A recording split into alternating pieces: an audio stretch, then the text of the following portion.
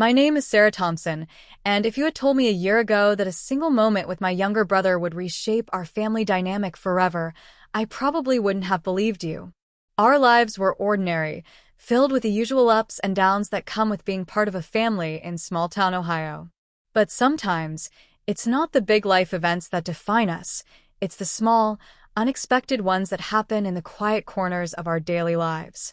It was a chilly Saturday evening in November, the kind of evening where the air smells like wood smoke and everyone just wants to curl up under a blanket. My younger brother, Daniel, had been moping around the house all week. At 17, he was at that strange age where life felt overwhelming. School was stressful, friends came and went, and on top of it all, he was dealing with the pressure of figuring out what came next after high school. I could see the weight he carried in his shoulders every time he sat at the dinner table, without saying much. I was 23 at the time, fresh out of college, living at home while I searched for a steady job. That meant I had more time around the house than usual, which gave me the chance to notice things my parents sometimes missed. And I noticed Daniel, really noticed him. He wasn't the goofy little brother I remembered from a few years ago. He was quieter now, more withdrawn, and whenever I asked what was wrong, he just shook his head and said, "Nothing. I'm fine." But I knew he wasn't fine. That Saturday evening, I found him sitting in the living room with the television on, but his attention clearly elsewhere. He wasn't really watching, he was staring at the screen like it was just something to fill the silence. I sat down next to him on the couch, pulling a blanket over my lap.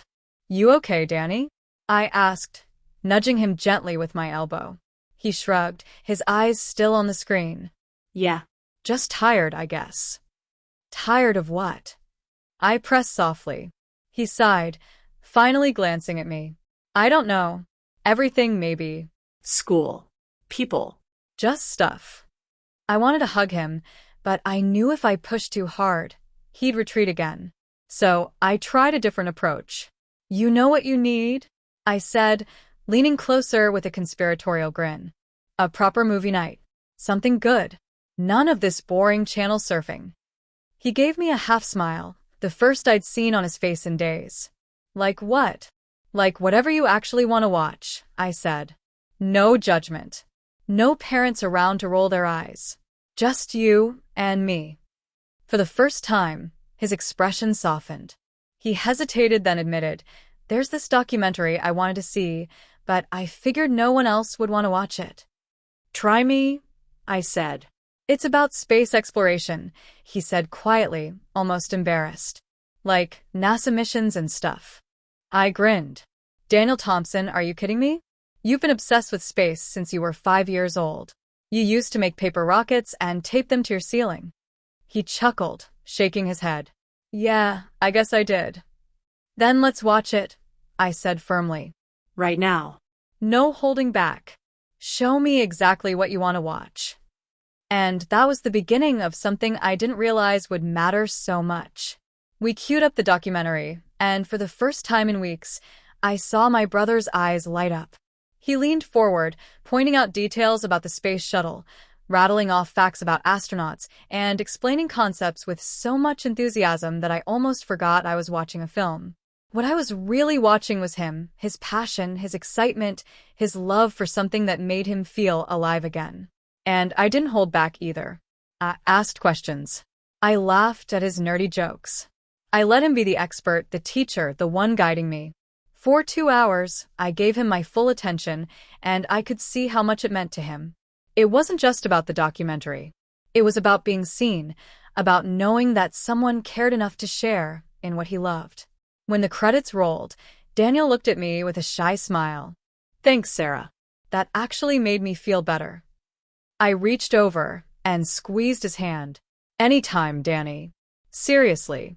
Anytime you want to watch something like that, I'm here." From that night on, our living room became our safe space.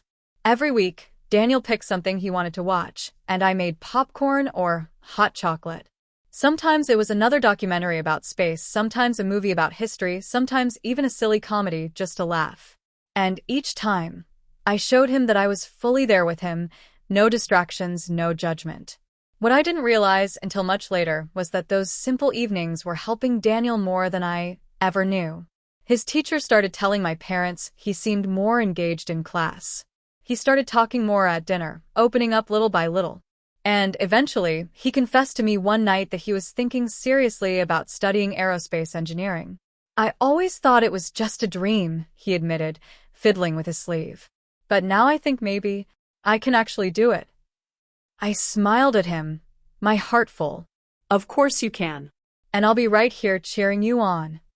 Looking back now, I realize that night when I told him to show me exactly what he wanted to watch wasn't really about a movie. It was about giving him space, no pun intended, to be himself, to feel safe, and to dream again. Sometimes the most heartwarming family moments come from simply being present, really present for each other. And I wouldn't trade that memory for anything.